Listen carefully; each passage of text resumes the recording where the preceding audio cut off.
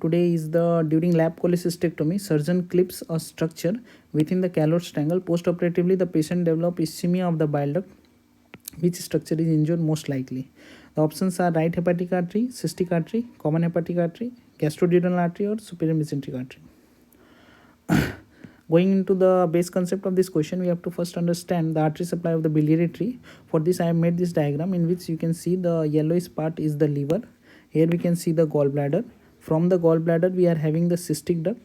Cystic duct is opening in the common hepatic duct, that is forming the common bile duct, and common bile duct is opening in the second part of the duodenum.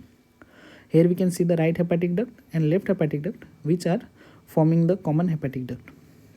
Here is the aorta, and first branch of the aorta which is unpaired is the celiac trunk. From the celiac trunk, we are having the left gastric artery, splenic artery, and common hepatic artery. From the common hepatic artery, we are having the hepatic artery proper and the gastroduodenal artery. The hepatic artery proper goes and then divides into the right hepatic artery and left hepatic artery. From the right hepatic artery, we are having the cystic artery. Now we know the Calots triangle. For the Calots triangle, we have the three boundaries which are three C's.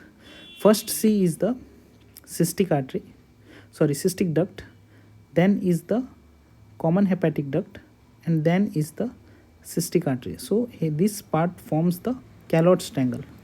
In some cases, we are having the either tortuous right hepatic artery or the tortuous common hepatic artery, which are forming the caterpillar turn or Moynihan's hump. So whenever there is tortuous right hepatic artery in the Calots triangle, then there is injury to the right hepatic artery, as we think it is the cystic artery. Now going into the biliary tree more, when we see the bile duct proper, here is the bile duct, and the arterial chain which is supplying the bile duct is mainly present in the 2 o'clocks, means it is in the 3 o'clock position and 9 o'clock position. That is, laterally we are having the supply of the bile duct. The bile duct mainly it is supplied by the right hepatic artery, and some of its part is also supplied by the gastroduodenal artery and pancreaticoduodenal artery. Since the main arterial chain which supplies the bile duct is present in the 3 o'clock and 9 o'clock position, so lateral CBD injury results in the ischemia of the bile duct more. Also, one important concept is in the liver transplantation. That concept is what? That we know that liver is mainly supplied by the portal vein and some part is supplied by the hepatic artery. But this does not happen in the bile duct. In case of bile duct, there is no blood supply from the portal vein itself. It has mainly the arterial supply, and that is from the right hepatic artery. So during the liver transplantation, the bile duct is very prone for going into the ischemia.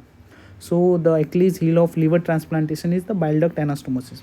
Going back to our question, we have here asked that the surgeon clips a structure within the Calots triangle, and post-operatively the patient develops ischemia of the bile duct. So answer goes here, right hepatic artery.